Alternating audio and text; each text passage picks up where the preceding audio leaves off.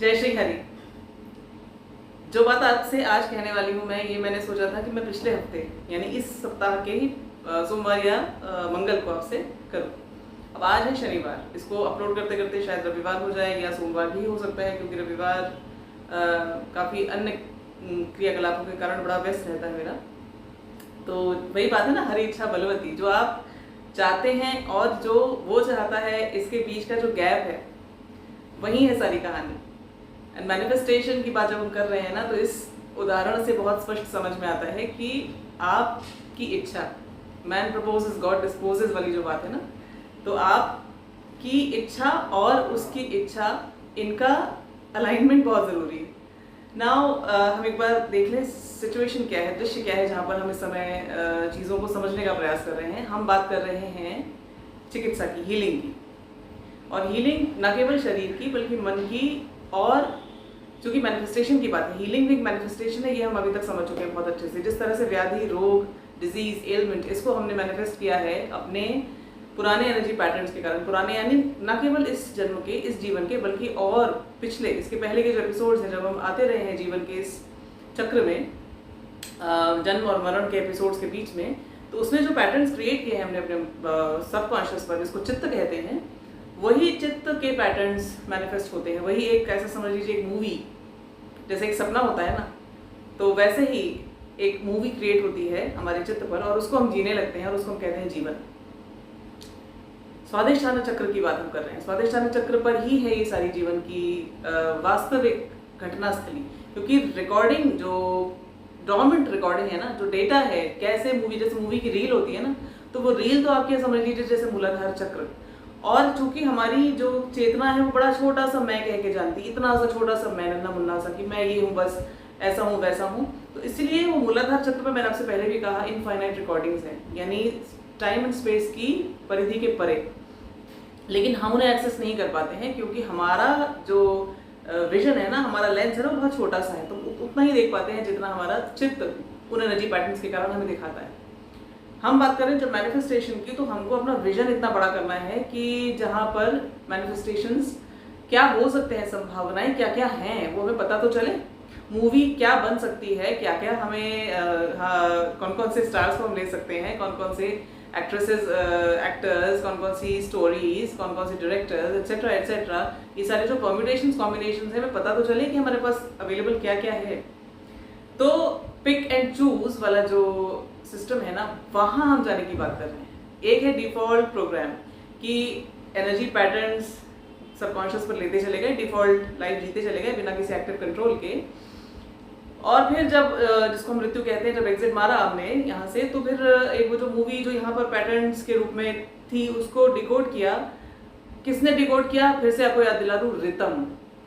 रितम है वो ultimate code, जिसके अनुसार ये पूरी जितनी सृष्टि हम जिसको कह सकते हैं, या दुनिया कह सकते हैं, संसार कह सकते हैं, जो आप कहना चाहें कहें, या जीवन जिस भी रूप में आपको जहाँ जहाँ दिख रहा है, उसको मैनिफेस्ट करने का, उसको अस्तित्व में लाने का जो काम है, वो कोड ऑफ कंडक्ट जो होता है ना, वो कोड ऑफ मैनिफेस्टेशन जो होता है ना, वो है रितम।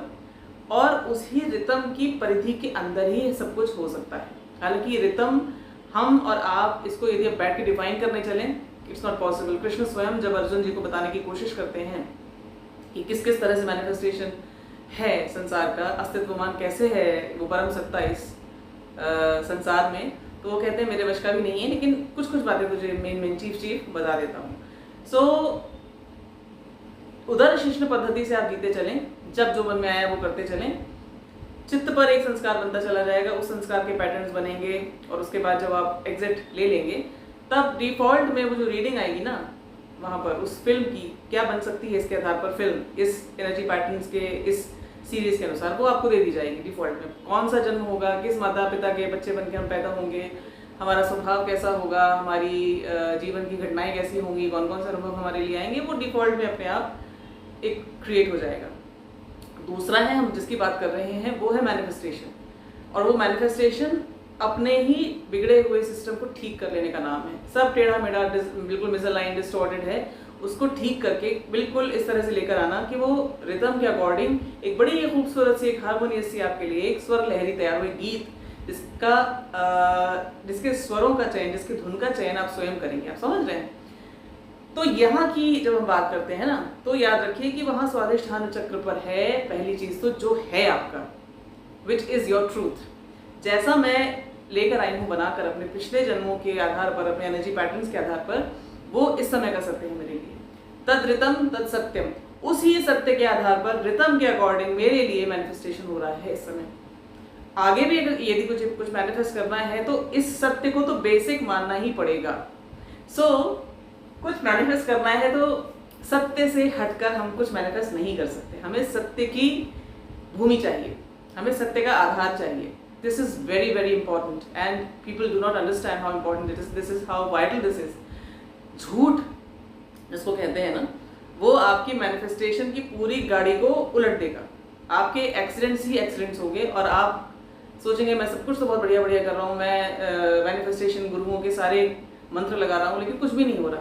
देखिए, कर्म का जो नियम है ना, कॉज एंड इफेक्ट, वो उसी रिदम के अकॉर्डिंग है। अब उसमें आप छेड़छाड़ यदि करेंगे ये कहकर कि नहीं नहीं नहीं मैं तो एक्सेप्ट नहीं करता, I do not accept the fact that, I do not accept the truth that I am right now in a place, और वट एवर आई एम, इसको यदि आप स्वीकार ही नहीं करते, झूठ बोलते हैं, आप ये सोचते हैं मैं उससे झूठ बोल रहा हूँ, कोई बात नहीं, उसे तो कुछ पता नहीं चलेगा, उसे तो नहीं पता चलेगा, लेकिन वो उसे जो है ना, वो है कौन? आपके इस ड्रीम मैनिफेस्टेशन में जो आप ही ने अपने चित्त के संस्कारों से क्रिएट की है मूवी, इसमें आपके अतिरिक्त कोई नहीं है। ये चीज़ थोड़ा सा समझने वाली है। थोड़ा सा सपने की जो एनालॉजी मैंने आपसे कही थी ना, सपने में जितने भी चरित्र, जितनी भी घटनाएं होती हैं, वो आप ही का एक्सपेंशन होते हैं। तो आप कहें कि मैंने उससे झूठ बोला, उसे कुछ पता नहीं, उसे नहीं पता, आपका चित्त जानता है मैंने झूठ बोला। अब चित्त ये जानता है तद्रितम तत् सत्यम के जो कोड ऑफ मैनिफेस्टेशन के अनुसार आपने क्या किया, गाड़ी एक सीधे रास्ते पे चल रही थी, आपने खटाक से उसको उस रोड से हटा दिया। एक्सीडेंट कैसे नहीं होगा? आपने उस लेन में गाड़ी ले जाके अपनी चलानी शुरू कर दी जहां पर वो एक्सीडेंट प्रोन नहीं ला पाए। समझ रहे हैं आप? तो स्वादिष्ठान चक्र के आधार पर देखिए, मैंने एसी नहीं चलाया हुआ क्योंकि बहुत शोर ऑलरेडी आसपास से आ रहा है, तो एसी की भी आवाज़ें आएंगी। मैंने सोचा कि मैं शोर न होने दूँ, तो ये जो बार बार मैं अपना चेहरा इस तरह से पहुँच रही हूँ, I am sorry for that. मुझे बहुत स्वेटिंग हो रही है, बहुत पसीना आ रहा है, बहुत उमस है, और ये जिस रूम में मैं हूँ इस समय बहुत गर्म है। स्वादिष्ठान चक्र की बात हम इस समय कर रहे हैं। अर्जुन जी की जो कथा है उसको एक बार फिर से याद कीजिए। अर्जुन जी क्या करते हैं, आते हैं ना जब वो बड़े ज़बरदस्त उसी शैली में जिसमें अर्जुन जी को आप एंटिसिपेट करते हैं, ये अपना धनुष पर बाण चढ़ाए हुए, कई माया सह युद्धव्यम कहकर कृष्ण से कहते हैं लेकर चलो जरा मेरा रथ दोनों सेनाओं के बीच में, देखूँ जरा किसके साथ मैं युद्ध कर सकता हूँ, मेरी कोटि का। यानी कि देखिए, वो इसमें कोई वो नहीं है, कोई वैनिटी नहीं है, कोई एरोगेंस नहीं है, युद्ध का नियम है। अर्जुन की जो सेल्फ एस्टीम है ना, बड़ी बढ़िया एस्टैब्लिश, उन्हें पता है कि मैं किस प्रकार का व्यक्ति हूँ, और मैं किसी अपने से, जैसे वो होता है ना रेसलिंग की कैटेगरीज होती है ना, आप एक कैटेगरी के ही योद्धा को दूसरे से आप लड़वाते हैं, एक तरह के रेसलर्स ही दूसरे तरह के रेसलर से लड़ सकते हैं। अर्जुन जी भी यही कहते हैं कि मेरे साथ युद्ध करने योग्य कौन है, तो वो उस शैली में आए हुए थे, याद होगा आपको ये चीज़। और फिर जब वो वहाँ आते हैं, बिकॉज ही नोस कि जो मैं करने जा रहा हूँ वो सही है, सब कुछ रिदम के अकॉर्डिंग है, मैं अपने सत्य में ठीक से एस्टैब्लिश हूँ, मैं धर्म के पथ पर हूँ, ये अधर्म के पथ पर हैं, ये जो धृतराष्ट्र हैं, धृतराष्ट्र के बच्चे, तो मैं इनके लिए आया हूँ, इनको सबक सिखाने के लिए आया हूँ। अब बहुत हो चुका है। अब कृष्ण ने भी मुझे कहा है ऐसा करने के लिए, मेरी माँ ने भी मुझे कहा है, that is all that I need. So we 5 brothers, now we have to come to settle the to undo the wrong, to establish the the system of righteousness here। जो गुरु वंश का जो पहचान है, धर्म, राइटियसनेस, उसके लिए हमें यहाँ पर आना है। तो अपने दिमाग में उनके सब कुछ बहुत क्लियर है। यहाँ आते हैं, जब वो देखते हैं, तब ये राइट एंड रॉन्ग की जो उनकी जो इक्विलिब्रियम है ना, वो बैलेंस बिल्कुल टिप कर जाती है, बिल्कुल बिगड़ जाता है सारा सिस्टम। अभी वो जो धर्मात्मा पांडव और अधर्मी धृतराष्ट्र, ये इक्वेशन हट जाती है सामने से। उन्हें नजर आता है स्वजन, इधर इधर सब तरफ कुरु कुरु कुरु, यानी वो डिमार्केशन अब रहा ही नहीं। अब जो राइट था वो रॉन्गेस्ट बन गया है, सबसे गलत है, सबसे बड़ा भयानक पाप है। अहोबत महत पापम कर्तुम व्यवसिता वयम, महत पापम, महापाप हम करने चले हैं। We are determined to do the most heinous crime, सबसे भयानक कर्म, जघन्य पाप हम करने चले हैं। और इसके बाद वो कहते हैं कि अब हो गया, बस सेल्फ एस्टीम उनकी ढाक से नीचे गिर के जाती है और वो कहते हैं कि अब नहीं भैया, अब मुझे जीना नहीं है, जीने योग्य मैं हूँ नहीं, और इतना कलंकित किया है मैंने अपने कुल को, हम सारे के सारे इस पाप को करने चले और मैं अपने को क्या समझ रहा था और मैं ये करने चला हूँ। जैसे ही ये चीज़ आती है उनके मन में, सेल्फ एस्टीम कुएं में चली जाती है उनकी। यहाँ सेल्फ एस्टीम कुएं में जाती है, लेकिन आप एक चीज़ देखिए, हम जिस बात की मैनिफेस्टेशन की जो बात कर रहे हैं ना, उसमें एक जोन आता है जिसकी हम बात करते हैं। मैनिफेस्टेशन का जोन वो है जहाँ पर मैं, तुम, वो, ये डिमार्केशन हट चुके हैं, जहाँ पर सब कुछ एक है। उस जोन में चले जाते हैं अर्जुन। वहाँ पर कोई शत्रु नहीं है, कोई मित्र नहीं है, कोई एलाइज नहीं है, कोई एनिमीज नहीं है, everything is one, everybody is one. तो स्वजन स्वजन स्वजन, सब तरफ स्वजन, मेरा कोई पराया ही नहीं है, मेरा कोई शत्रु ही नहीं है, इस चेतना में आ चुके हैं अर्जुन। सो आइडियली ये मैनिफेस्टेशन की जगह होनी चाहिए, लेकिन मैनिफेस्टेशन नहीं होता। यहाँ पे मैनिफेस्टेशन ये होता है कि वो कहते हैं कि अब मुझे बिना यदि माम अकृतिकारम शस्त्रम शस्त्रपाणयः धार्तराष्ट्रः रणे हन्युस्तन्मे क्षेमतरम भवे। तो बिना प्रतिकार के, बिना किसी सेल्फ डिफेंस के मुझे निहत्था ये धार्तराष्ट्र मार दें, मेरा क्षेमतर होगा, मेरा कल्याण उसी में है। सो ये धर्मपरायण व्यक्ति जो बड़ी हाई वाइब्रेशंस में सिचुएटेड है, ये व्यक्ति अब ये रियलाइज करता है कि ये मेरा, this is what I deserve. So यहाँ गड़बड़ क्या हो रही है? गड़बड़ ये हो रही है, देखिए यहाँ पर कायदे से ये जिसको हम कहते हैं ना अद्वितीय dimension, no discrimination, no division, no demarcation, no limitation, no boundaries, ये वाला जोन जो है होता है ना कि मैं तुम वो का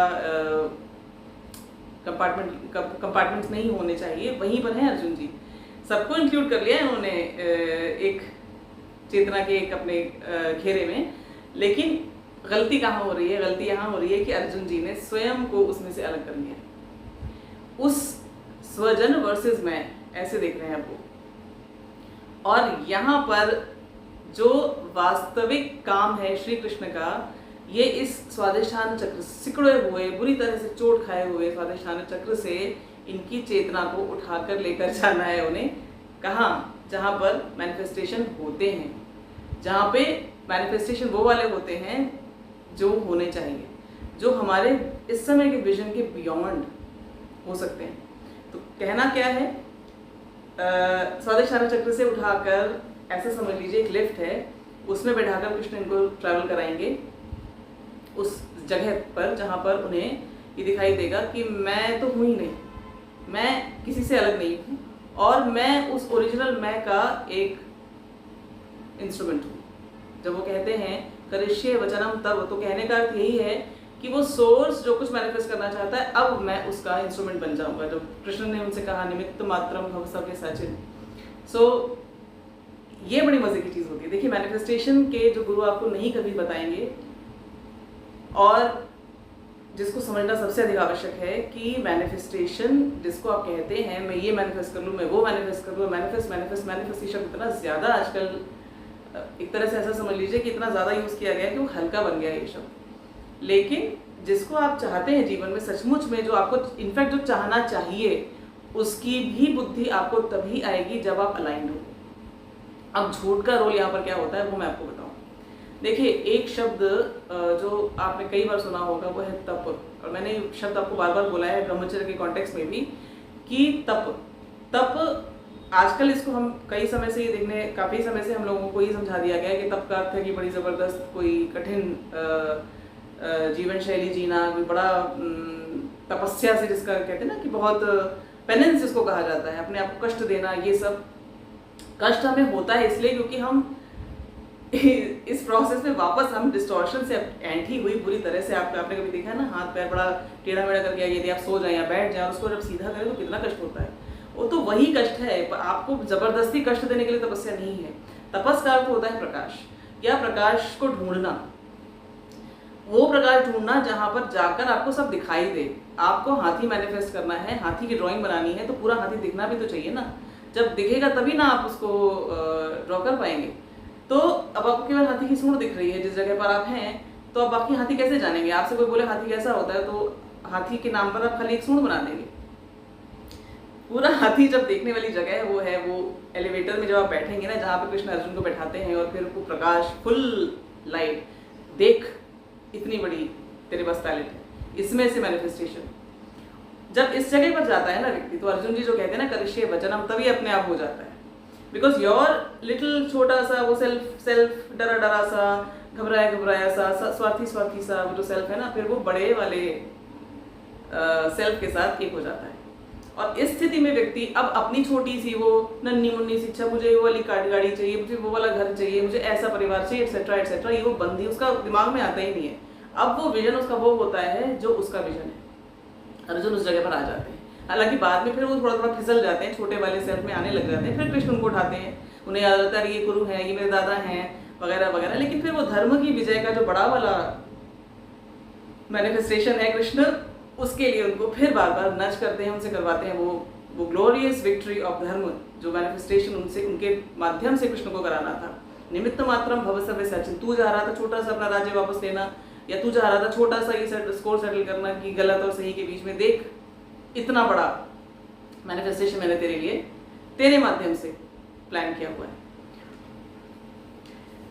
इससे सीखने वाली बात क्या है? इससे सीखने वाली बात यह है कि जब आप प्रकाश और तपस, इन दो चीज़ों को जब आप समझते हैं ना, वाइब्रेशंस को पूरा का पूरा बदलने वाला मामला है यहाँ पर। असत्य जब आप बोलते हैं, ऐसा समझ लीजिए एक लिफ्ट है, हमको मैनिफेस्टेशन जिस जोन में जाना है ना, ये कोई आप ये ना समझ लीजिए कि कोई बच्चों का खेल होने वाला है, क्योंकि युगों युगों का, जन्मों जन्मों का ये जो हमारा एक पैटर्न है ना, एक झूठ बोल दिया फट से, जो ठीक लग गया वो कर लिया, भाड़ में गया, नीति भाड़ में गया, धर्म भाड़ में गया, दुनिया भर के रूल्स एंड रेगुलेशंस, पशु की तरह से जैसे चाहे वैसे जी रहे, जो आज के समय में हमारे पैटर्न्स बनते ही चले जा रहे हैं और हम उसी में खंदक में गिरते ही चले जा रहे हैं। वहाँ से वापस टर्न गाड़ी को लेना है और चढ़ाना है ऊपर की ओर, तो अपने आप कष्ट तो भैया इसमें होना ही होना है। तो तपस जिसको कहते हैं या तप जिसको कहते हैं, वो कष्टकारी प्रोसेस है, लेकिन basically it is nothing but self being aligned with the self. And when the self is aligned with the self, it means self is aligned with the self. ऊपर वाले जिसको कहते हैं ना, ये ऊपर वाला, वो ऊपर वाला वही वाला ओरिजिनल सेल्फ है, जहाँ से गिर के आज हमारी वाइब्रेशंस इतनी छोटी हो चुकी हैं कि हमारे पास कोई बड़े विजन्स ही नहीं है। हम मैनिफेस्ट करेंगे तो क्या घंटा मैनिफेस्ट करेंगे। जब सत्य आप बोलना शुरू करेंगे, आपको बड़ा कष्ट होगा, उस कष्ट को आप तप कह देंगे। और जब तप की बात आती है ना, तो कृष्ण 3 तरह के तप बताते हैं। 3 तप में एक तो है शारीरम तप, जिसके लिए मैंने आपको ब्रह्मचर्य के कॉन्टेक्स्ट में बताया। वो पूरा जो कृष्ण कहते हैं, वो कहते हैं देव द्विज गुरु प्राज्ञ पूजनम शौचम आर्जवम ब्रह्मचर्य अहिंसा च शारीरम तप उच्यते। तो इसमें जो देव द्विज गुरु प्राज्ञ पूजनम, इस पार्ट को फिलहाल के लिए अगर हम रोक दें, शौचम आर्जवम, शौच is hygiene, that means all sorts of contamination, उससे आप अलग रखते हैं। और आर्जवम इज सरलता, नो क्या बोलेंगे, आडंबर जिसको कहते हैं ना, शो ऑफ, वैनिटी।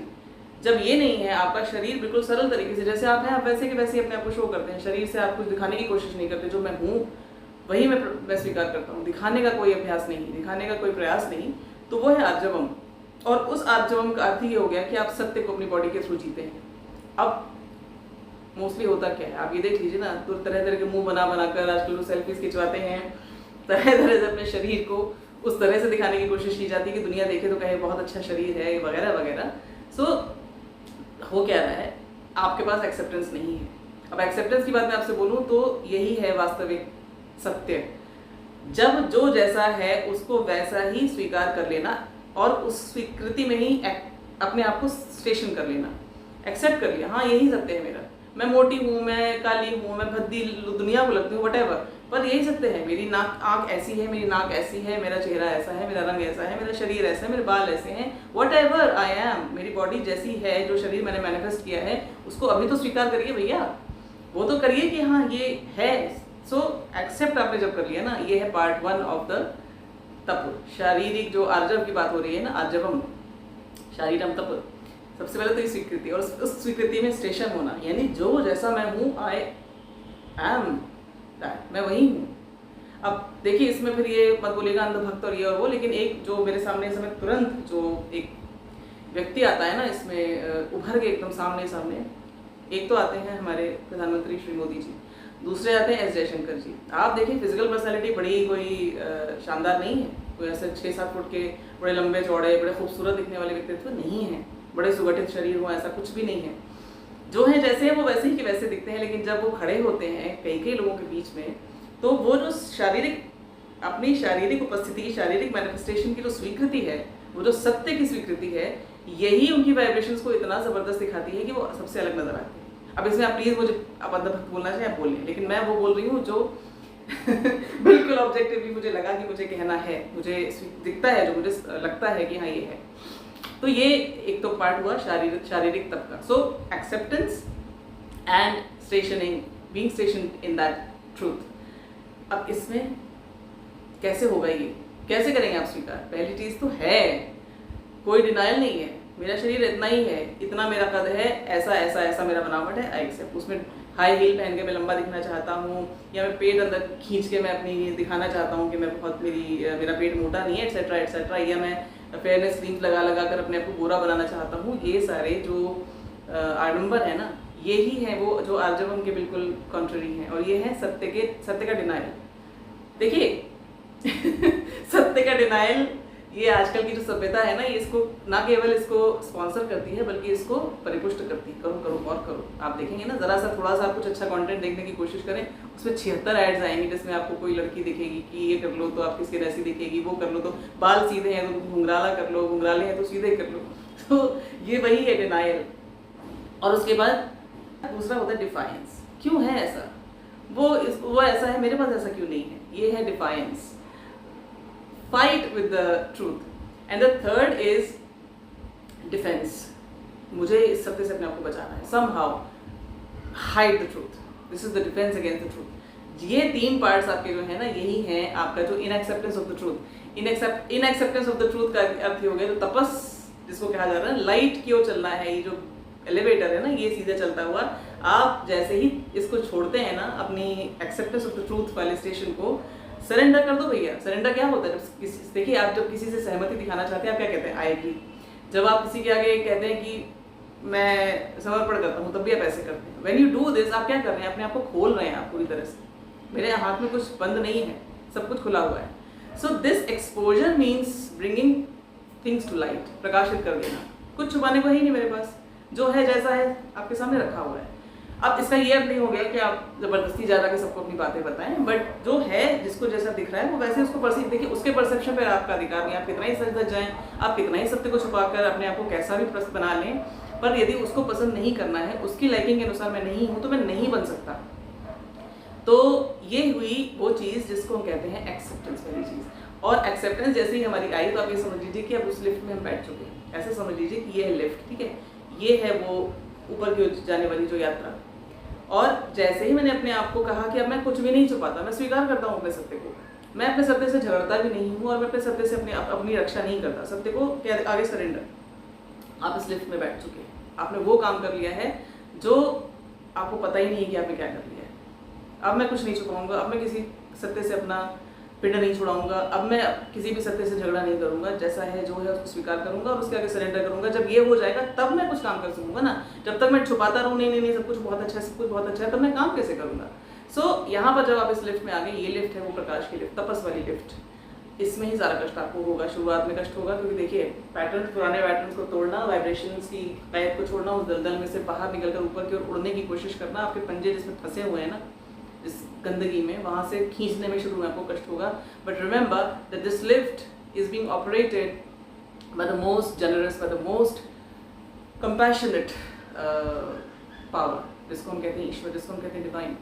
और ये इसका कार्य ही यही है कि किस किस को मैं फंसे हुए को किस किस को मैं उठा के ले जाऊँ। सो ये समझ लीजिए वो सत्ता यहाँ पर बैठी, इसी ईगरनेस के संग बैठी है, और वो लगातार आपके बीच वो छोटे से हमारे सेल्फिश आइडिया के अनुसार हमें प्राण दे रही है, पावर्स दे रही है। पर जितना हमने अधिकार, अपना एलिजिबिलिटी दी है, उसी प्रोपोर्शन में, जितना हमारे पास पैसा है ना, उतने ही प्रोपोर्शन में हमारे पास मैनिफेस्टेशन आ रहा है, उतना ही पार्ट हम जी पा रहे हैं। जब जीना है खुल के, तो हमको इस लिफ्ट में पूरी तरह से बैठ जाना है। सो शारीरिक तप, इसकी बात मैंने आपसे की। दूसरे तप की बात करते हैं कृष्ण, मानसम, वांगमयम तप। वांगमयम तप स्पीच। अब स्पीच केवल यहाँ की स्पीच नहीं है, स्पीच वो भी है जो आपका मन खटर पटर करता रहता है। मन का शोर क्या होता है? जब आप, वही बात, पहली चीज डिनायल, सत्य को डिनाई करना, दूसरी चीज सत्य को डिफाई करना, तीसरी चीज सत्य से डिफेंड करने की कोशिश करना अपने आप को। जब आपने ये छोड़ दिया तो पहली चीज आपका मन हो गया शांत। कृष्ण कहते हैं अनुद्वेगकरम वाक्यम सत्यम प्रिय हितम च यत् स्वाध्यायाभ्यसनम चैव वाङ्मयम तप उच्यते। वाङ्मय तप किसको कहते हैं? वो पहली पंक्ति में सत्य है, दूसरे में है स्वाध्यायाभ्यसन। सत्य आपका जो स्पीच है ना वो केवल सत्य बोलेगा, पर सत्य के साथ वो कंडीशंस लगाते हैं, वो अलग है कि किसी को एजिटेट ना करे वो सत्य जो आप बोल लेना, आपको एजिटेट करे ना अगले को एजिटेट करे, सुनने में जो कठोर ना हो और जिसका उद्देश्य दूसरे का कल्याण हो। So this is one condition जिसको वो कहते हैं वाङ्मयम तप। और दूसरी बात वो कहते हैं स्वाध्याय अभ्यसनम। अभ्यसन यानी प्रैक्टिस। प्रैक्टिस किसकी? स्वाध्याय, सेल्फ इंट्रोस्पेक्शन, अपना अध्ययन करना है। स्पीच ऐसी हो जिसमें आप केवल अपने को रीड करें, मैं हूँ क्या, मैं किस लिए कर रहा हूँ, मैं ये जो बोल रहा हूँ इसका पर्पस क्या है। आपकी स्पीच से पहले आपके पास बहुत सारे पैरामीटर्स होने चाहिए कि बोल क्यों रहा हूँ मैं, यदि बोल रहा हूँ तो ये सब होना चाहिए इसके साथ। ये अनुद्वेगकरम वाक्यम सत्यम प्रिय हितम चाहिए, दूसरे का कल्याण करने के लिए यदि मैं कुछ बोल रहा हूँ उसको बिना एजिटेट किए हुए। And then this continuous introspection कि मैं बोल रहा हूँ, जो स्पीच है मेरी मन के अंदर और मन के बाहर through my faculty of external speech, इस पर अगर मेरा नजर रखने का अभ्यास आ गया ना, सो दैट इज स्वाध्याय अभ्यसनम। सो ये है वाङ्मयम तप। स्पीच के थ्रू झूठ नहीं बोलना है मुझे, जहाँ जरूरत नहीं है चुप रह जाता हूँ, जहाँ जरूरत है वहां पर चुप रहना भी असत्य ही है। सो नहीं है जरूरत किसी को, आपको नहीं बताना है कोई ऐसा अप्रिय सत्य है जो उसको बताने की आवश्यकता ही नहीं, छोड़ दीजिए, जाने दीजिए। आपको पता है, आप अपने अंदर रख लीजिए ना। हर बात जा जाके हर किसी को बताने वाली नहीं होती है, पर यदि बताना है, आवश्यक है किसी के हित के लिए, उसको उसको ना बताना, उसको छुपा ले जाना, फिर वो असत्य की कैटेगरी में आ जाता है। वाङ्मयम तप। सो स्पीच के थ्रू लाइट को सीख करना। लिफ्ट में आप बैठे हैं ना, तो आपको आपने कहा ना, आप लिफ्ट का बटन आप दबा देते हैं, आप बैठ गए उस लिफ्ट के अंदर, तो अभी ऊपर जाएगी लिफ्ट, तो इसमें आपको लगातार ये देखना है किसी भी फ्लोर पे मैं बाहर ना निकल जाऊँ। सो शारीरिक तप की हमने बात कर ली, अब वाङ्मयम तप जब देख लिया, स्पीच के थ्रू ये चीज़ें देखनी है कि बोलना है तो ऐसे ऐसे बोलना है, वरना नहीं बोलना है। और पर्पस क्या होना चाहिए मेरा? स्वाध्याय अभ्यसनम, अपने को इंट्रोस्पेक्शन लगातार होते रहना चाहिए। Whenever I speak either to myself और to others, there should always be this introspection. अपने पे दृष्टि मेरी लगातार रहे और मैं अपने आप को रीड करता हूँ, मैं क्यों बोल रहा हूँ और मैं क्या बोल रहा हूँ, राइट। सो ये हम सबके अंदर अगर रहेगा, सो हम उस लिफ्ट से बाहर नहीं जाएंगे जो हमको मैनिफेस्टेशन के जोन में लेकर जाती है। अच्छा, फिर तीसरे तप की बात करते हैं। कृष्ण वो कहते हैं मानसम तप। मानसम तप के लिए वो कहते हैं मनः प्रसादः सौम्यत्वं मौनमात्म विनिग्रहः भाव संशुद्धिरित्येतत् तपो मानसम उच्यते। इसमें ऊपर वाली लाइन को आप छोड़ दीजिए, नीचे वाली लाइन में आइए। भाव संशुद्धि, भाव होने की स्टेट, जो मैं हूं मन के स्तर पर, दैट इज माई भाव, that is my state of being. उसकी संशुद्धि, उसको पोल्यूशन से, कंटेमिनेशन से फ्री कर लेना। चावल में कंकड़ पड़े हो, क्या करते हैं? बीन बीन के अलग कर देते हैं। जो चावल है केवल वही, अब आप कहते हैं ये चावल है, ओनली चावल। कोई भी चीज़ जब प्योरीफाई की जाती है तो उसमें से सारी गंदगी को बाहर जब निकाला जाता है, तब वो ओरिजिनल उसकी जो स्टेट है वो आती है। सो व्हेन यू से भाव संशुद्धि, complete purification of your being at the level of the mind. Being वो है मैं, वो हूँ जो मैं मन में हूँ। ऊपर से मैं जो दिख रहा हूँ वो दुनिया को नहीं पता मैं कौन हूँ। मैं चुपचाप अगर शांत बैठा हूँ तो मैं अच्छा हूँ या मैं बुरा हूँ, इसको वो तो समझ लेंगे जो उस प्रकाश की स्थिति में हैं, जो क्लेरवॉयंट्स हैं, जिनके सामने पूरा खुला हुआ प्रकाशित सीन है। वरना कोई सिर्फ उतने से जज करेगा जितना उसको दिख रहा है। बड़ी सुंदर लग रही है या बड़ी बुरी लग रही है, बड़ी खड़ूस लग रही है या बड़ी अच्छे स्वभाव की लग रही है, बड़ी इंटेलिजेंट लग रही है, बड़ी मूर्ख टाइप की लग रही है, एक्सेट्रा एक्सेट्रा। वो अपने हिसाब से मुझे परसीव करेगा। बट मेरे लिए मेरा भाव, मैं हूँ जो वास्तव में मन के स्तर पर, वही मैं हूँ। और मेरे मन के स्तर पर जो मुझे रीड कर सकता है वही मुझे सही रीड कर सकता है, और वो पहले तो केवल मैं ही हूँ। मैं जो हूँ उसको वैसा का वैसा ही स्वीकार कर लेना, पहली चीज़। उसमें ज़बरदस्ती कि अरे मैं तो बहुत अच्छा हूँ, गलती अपनी देखकर भी उसको किसी और प्रकार से डिस्टॉर्ट करके अपने आप को कन्विंस कर लेना कि मैं तो बुरा नहीं हूँ। हम लोग ये बहुत करते हैं। जब कुछ हम लोगों से गलत हो जाता है तो हम अपने को जस्टिफिकेशन देने की कोशिश करते हैं कि नहीं नहीं नहीं, ये तो इसलिए नहीं कहता, ये तो हमने इसलिए किया था। क्योंकि वो स्वीकार करना, it's not palatable to accept कि हमने गलत किया, या हम मन के सफर इतने ख़राब हैं।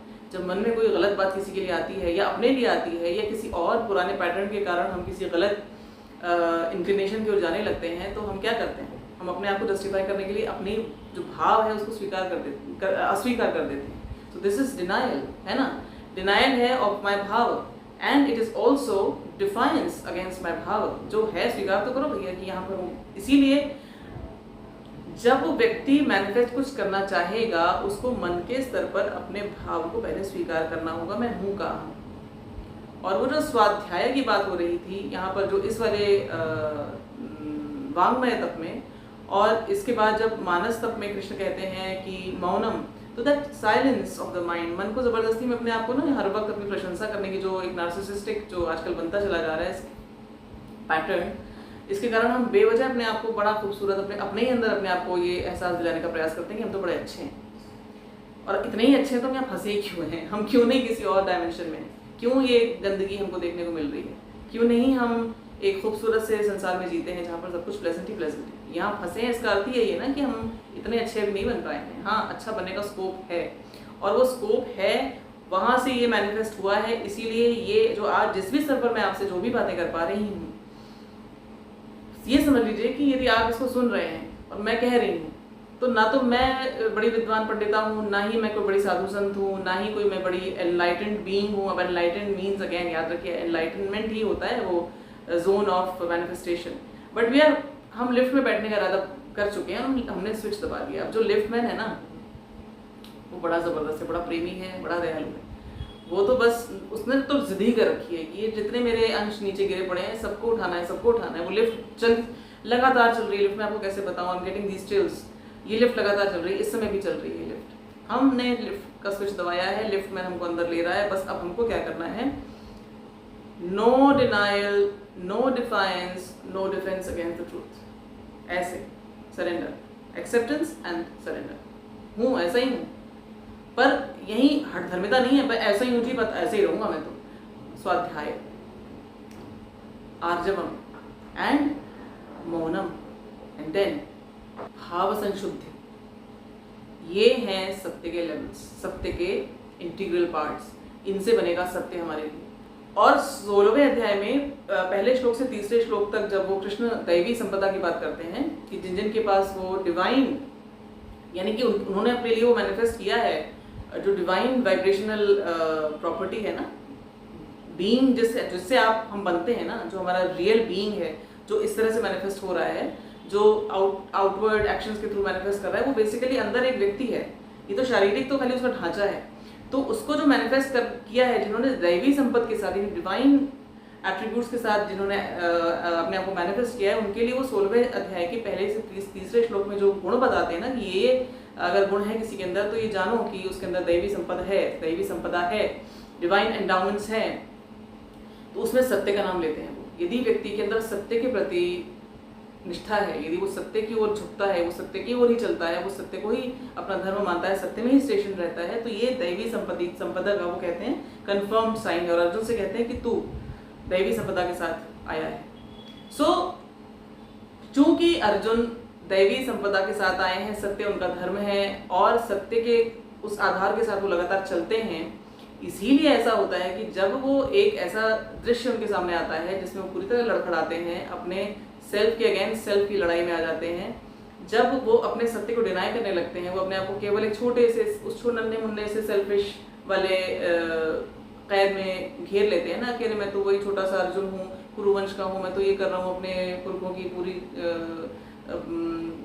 उनकी सारी जो रेप्यूट है, उनकी जो सारा धर्म है, उनका जो सारा जो भी उनका जो संपत्ति उन्होंने जमा की है धर्म की, उसको मैं नष्ट करने के लिए मैं कुल घाती ऐसा पैदा हो गया हूँ, निकम्मा नालायक। जब ये वाली जो उनके अंदर जो भावना आती है ना, वो नन्हा वाला डरा हुआ सेल्फ, इसको जो एक्सपेंशन मिलता है वो ही इसलिए मिलता है क्योंकि अर्जुन के अंदर वो दैवी संपदा है, और सत्य उसका एक बहुत बड़ा पार्ट है, जैसा कि हमने देखा ही। और ये तब के 3 जो इंटीग्रल इंग्रेडिएंट्स है ना, जिनके बिना आप तपस लाइट वाले एलिवेटेड एनलाइटनमेंट वाली स्थिति में नहीं आ सकते, जहाँ पर आप पहुँच कर आपको दिखाई दे कि ओके ये सब कुछ है, इसमें से मुझे मैनिफेस्ट करना है। पर मज़े की बात आपको मैं ये बताऊँ, जैसे मैं बार बार आपसे कहती हूँ, जैसे जैसे हम तपस के उस जोन में जाने लगते हैं ना, हम जैसे जैसे सरेंडर के, एक्सेप्टेंस के भाव में आने लगते हैं ना,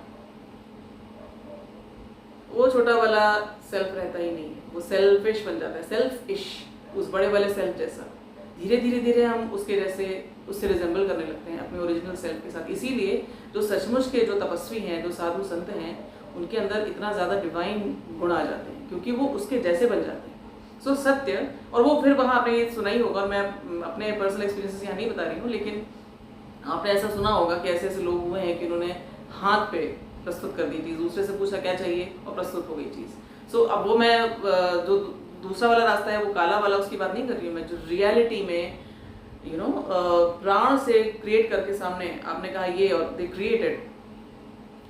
ऑटोबायोग्राफी ऑफ योगी में आप यदि आपने पढ़ी है वो पुस्तक, तो उसमें एक स्थान पर जब लाहिड़ी महाशय के संग वो एपिसोड आता है जिसमें महाअवतार बाबा जी उनके लिए एक मैंशन, एक पैलेस मैनिफेस्ट करते हैं, वो उस प्रकार का मैनिफेस्टेशन, उस जोन में चले गए हैं वो, कि वो मैनिफेस्टेशन सिर्फ चाहा और हो गया, वो बिल्कुल ईश्वर की तरह। तो यदि आपको मैनिफेस्टेशन चाहिए, चिकित्सा चाहिए, किसी भी तरह का मैनिफेस्टेशन चाहिए, सबसे पहली चीज़ आप अपने सत्य में एस्टैब्लिश होना सीखिए।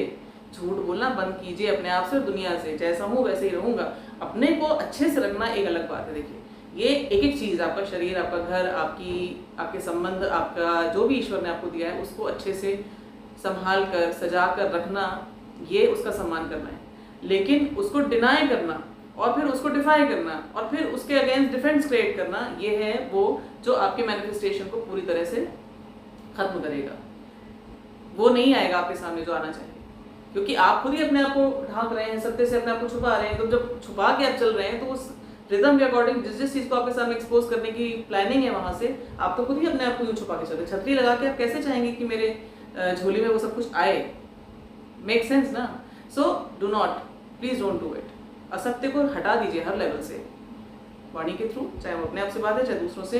बॉडी के लेवल पर जबरदस्ती की आप अपने आप को दिखाने की कोशिश मत कीजिए, जो मैं हूँ नहीं वो किसी को दिखाने की आवश्यकता नहीं। और तीसरी चीज, मन का तब सबसे इम्पोर्टेंट, शरीर, वाणी एंड मन, ये तीन यदि आपके ट्रूथ के लेवल पर आ चुके, क्योंकि यही तीन है आपके पास जिनके थ्रू आप कुछ भी करते हैं। यहाँ पर भी चाहे आपको संसार में कुछ करना हो, छोटे से छोटा काम, तो भी ये तीन चीजें आपको चाहिए होती हैं।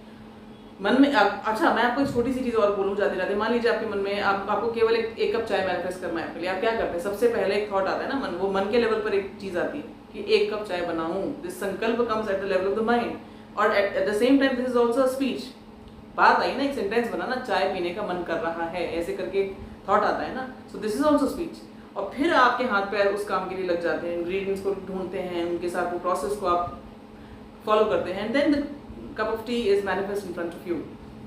सो if you want to manifest something big, बिल्कुल सेम चीज आपको करनी है। आपके मन के लेवल पर वो थॉट बिल्कुल भाव संशुद्धि उस लेवल पर होना चाहिए, बिल्कुल अनअडल्टरेटेड थॉट होना चाहिए। फिर जब वो जो थॉट जो आया है उसको आप किस प्रकार से वर्ड करेंगे, वो बिल्कुल वैसा ही होना चाहिए। उसको आप सजा धजा के उसकी गंदगी बदसूरती को ना छुपाएं, तभी तो आप स्वाध्याय करेंगे, तभी तो आप देखेंगे ये ऐसा है, देन आप उसकी सफाई तभी तो कर पाएंगे कि उसको अच्छा कैसे बनाना है। ये हो कि फिर आपका जब शरीर उसको मैनिफेस्ट करने चले, तो वो शरीर भी बिल्कुल वैसा ही मैनिफेस्ट करे उस चीज़ को आपके स्तर पर, जिसमें कहीं कोई छुपाव, दुराव या आडंबर ना हो, किसी भी प्रकार का कोई आप स्कोप ना छोड़ें, जिसमें आपके लिए रिदम के अकॉर्डिंग वो मैनिफेस्टेशन जो होना चाहता है, जो होने के लिए ये जो परम दयालु सत्ता हमारे साथ लगातार लगी हुई है, लगातार लगी हुई है। और हर कष्ट के थ्रू आप ये याद रखिए कि जो कष्ट आज आपको लग रहा है ना, ये उस रिदम के अकॉर्डिंग, वो कैसा भी कष्ट हो सकता है। आप उसको छुपाना चाहे, दुनिया को दिखाना चाहे। मैं ही आपको बताऊं, मैं एक बहुत समय मैंने झूठ बोला दुनिया से कि मैं बहुत खुश हूँ और बहुत अच्छा है मेरी लाइफ में सब कुछ, perfect family, perfect parents, perfect relationships and everything is perfect in my life, just like all of you. So that was एक झूठ मैं अपने आप से बोलती थी, क्योंकि मेरे अंदर शक्ति नहीं थी लोगों से स्वीकार करने की कि लोग मेरे लिए इम्पोर्टेंट थे। आज मुझे पता है कि उस डायमेंशन में जहाँ पर मैं वास्तविक रूप से मैं हूँ हर समय, जहाँ से नीचे गिरा हुआ मैं अपने आप को पाती हूँ केवल इसलिए क्योंकि मैंने मैनिफेस्ट किया ना ये अपने आप को, जहाँ वो लेके जाना चाहता है मुझे मेरा प्रियतम।